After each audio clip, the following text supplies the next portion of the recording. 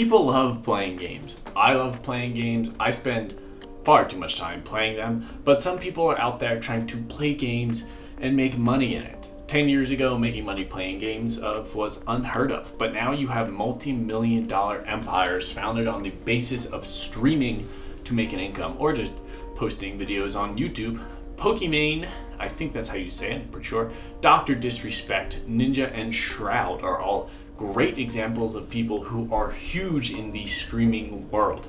Graham Stephan did a video with Pokimane diving into her empire, but to give you some thought on it, Pokimane has 10,000 active subscribers on Twitch, which, using the minimum calculations of $5 a sub with a 50% split, which is what Twitch does, you get 50% of the revenue generated from the person, that's $25,000 a month just from subscribers alone, or $300,000 a year. No wonder why people want to be big streamers. Welcome back to the channel. I'm Jacob Fisher, and today we're talking about how to make money playing games. I was having a conversation with Jelly Quint, I believe it's Quint, I think it's Quint, who is a up-and-coming Twitch streamer and YouTuber, who I will link his YouTube down on the channel and probably Twitch, but if you wanted to watch him, you can definitely check him out.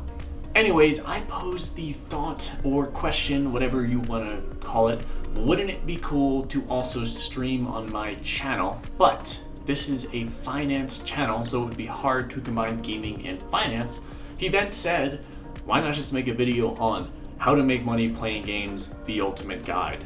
And I was like, oh, yeah, I mean, that's, you got me there. So with that said, let's tap the like button and get into it. First, we are going to cover streaming, then videos, and then other ways you can make money playing games. The first and foremost thing to making money while playing games, you kind of think of streaming or potentially creating videos on YouTube. But for argument's sake, let's just go with streaming in this example. There's a million different platforms out there that you can choose to stream on, some of them being much better than others, and some of them barely being even heard of right now, and not many people go on the websites. So most of the platforms work in very similar ways. You get paid based off the amount of paid subscribers you have. Generally, you get a 50% split or so, and then you get paid based off donations and other similar little tips like bits on Twitch, I'm sure you've heard of. I'm not really gonna dive into how to grow on these platforms because I haven't done it, so I don't feel I can provide a personal experience to help you out, though there are tons of people out there who talk about how to grow on Twitch, how to grow on YouTube, on Facebook gaming, on YouTube gaming, whatever they wanted to call that. So if you wanted to learn how to grow, you can always check out one of those channels. The only thing I can tell you is to be consistent and try growing slowly over time, and it should hopefully work. Or you can watch Jelly, like I mentioned before, and see what he has to say, because he's got some good tips too. The biggest platform out there is Twitch, which does have the most active streamers on it, along with the most people viewing those streams. So you have a lot of competition, but also a lot of potential people to watch your stream. The base subscriber rate, other than the Prime sub rate, is $5 a month that you would need to pay to the streamer. Most streamers get a 50% cut of that. The Amazon, even though you paid $0, it's still considering a $5 stream to somebody. So hopefully I'm not wrong, but the streamer will still get $2.50 at that base 50% rate. Now with the $5 stream, you still get 50% of the cut. However, the bigger you get, the more you can sort of negotiate to get a higher cut, maybe 60% or more.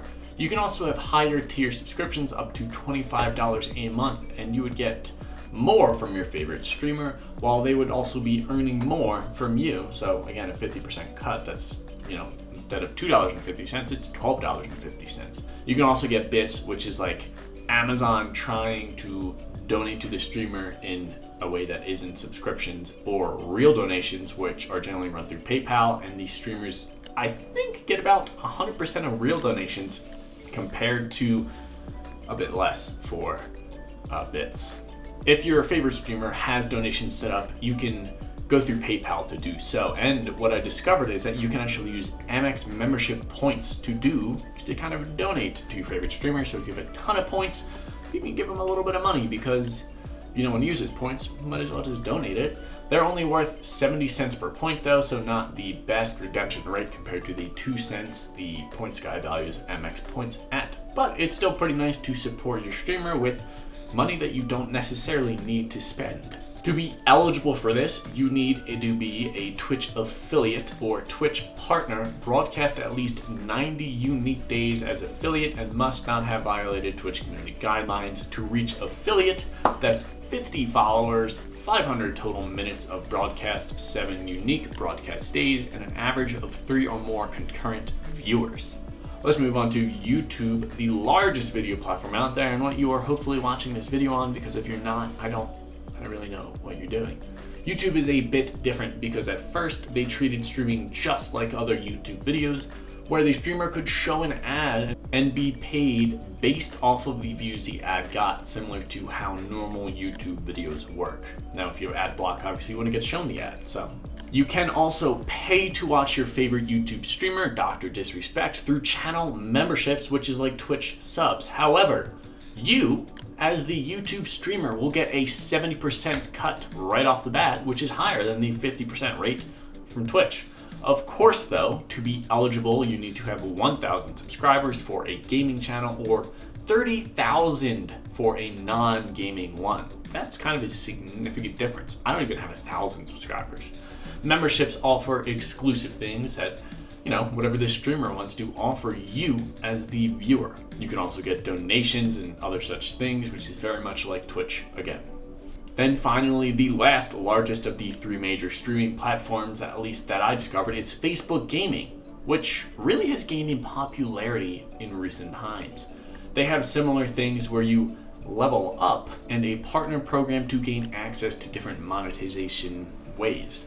To unlock the level up feature and unlock stars, which are worth 0.01 or 1 penny per star, you need to create a gaming page, stream gaming content that lasts 4 hours in the last 14 days, stream for at least 2 days in the last 14 days, which is, you could stream 1 day and then stream again 2 weeks later. That would still count, but you might not grow that well. Have at least 100 followers on your page, and again, stars are worth 0.01 per star, like bits on Twitch.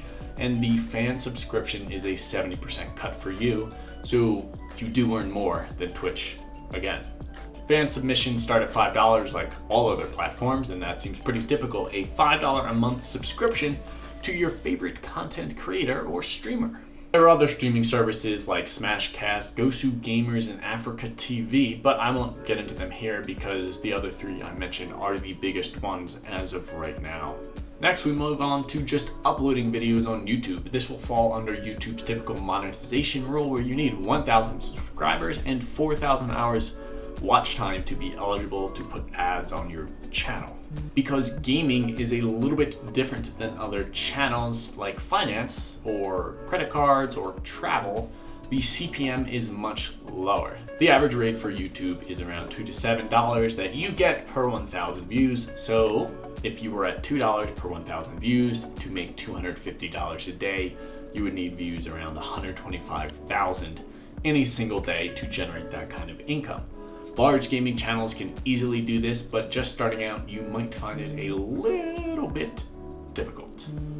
I wanted to briefly mention the types of content that you can do and ones where I've seen people succeed easier than others.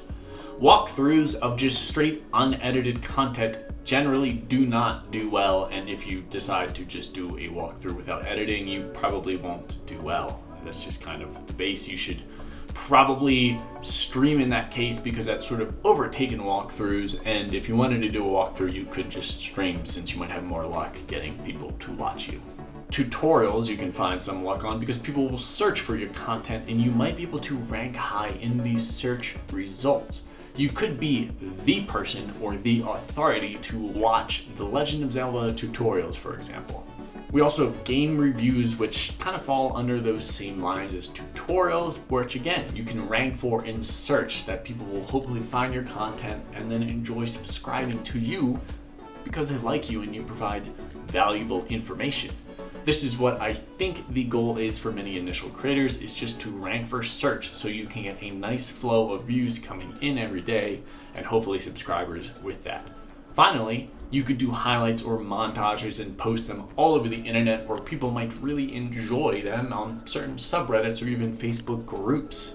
Let's move into some other examples of where you can make money playing games because you don't have to record videos or stream if you really don't want to, or if you think you aren't particularly entertaining.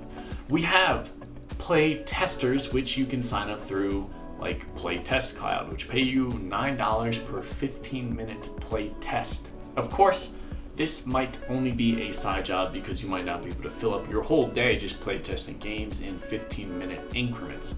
You could always be paid more or less depending on the game.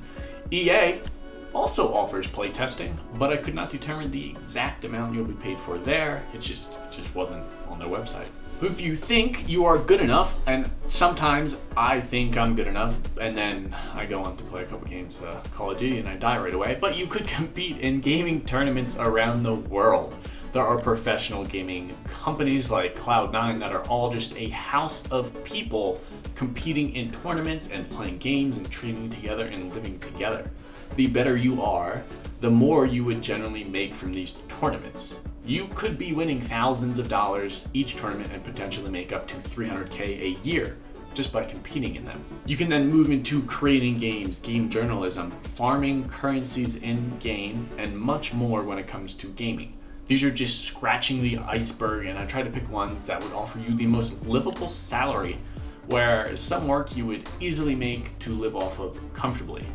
Then with some potential growth in whatever job you decided to do, or at least attempt to do, you could potentially make even more and make more hundreds of thousands of dollars a year just by playing games. You might find that playing games loses its charm after you spend 40 hours a week doing so, but you could also be enjoying it 90% of the time. Even with dream jobs, you might not like working the whole time, and there will always be some downside to any job you might have in your lifetime. Let me know in the comments what you think of these ideas and if you're trying to do any of them.